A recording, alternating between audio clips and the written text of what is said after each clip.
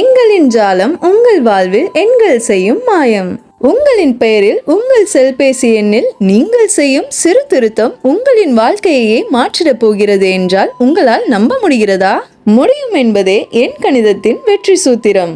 அதனை தங்களுக்கு வழங்குவதே எங்களின் தாரக மந்திரம். விதியை வெல்லும் மதிநுட்பமே எண் கணிதத்தின் சிறப்பு. உங்களுக்கான அதிர்ஷ்டம் அழைக்கிறது. எண் கணிதம் மூலமாக நழுவ விடாதீர்கள். இனியும் காத்திருக்க வேண்டாம், இன்றே வாருங்கள். உங்கள் பெயரை சரி செய்து வாழ்வில் உயர்வை அடையுங்கள். இன்றே வருக, வாழ்வில் நன்றே பெறுக. நாயகன் படத்தை தொடர்ந்து மணிரத்னம் இயக்கத்தில் தக்லை படத்தில் கமல்ஹாசன் நடித்து வெளியாகியுள்ளது. 38 ஆண்டுகளுக்கு பிறகு மணிரத்னம் கமல்ஹாசன் கூட்டணியில் உருவாகியுள்ள இந்த படம் ரசிகர்களிடம் எதிர்பார்ப்பை ஏற்படுத்தி திரையிடப்பட்டுள்ளது. இந்த படத்தில் சிம்பு, திரிஷா, அபிராமி உள்ளிட்டோரும் நடித்துள்ளனர். இதன் பட விழாவில் பங்கேற்ற கமல்ஹாசன் சினிமா குறித்து பேசிய விஷயம் அனைவரது கவனத்தையும் ஈர்த்துள்ளது.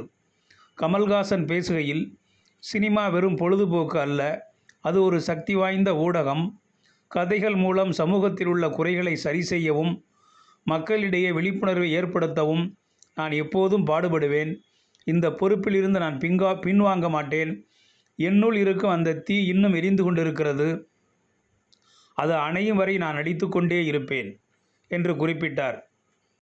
வீடியோ உங்களுக்கு பிடிச்சிருந்தா லைக் பண்ணுங்க, கமெண்ட் பண்ணுங்க, ஷேர் பண்ணுங்க, சப்ஸ்கிரைப் பண்ணுங்க.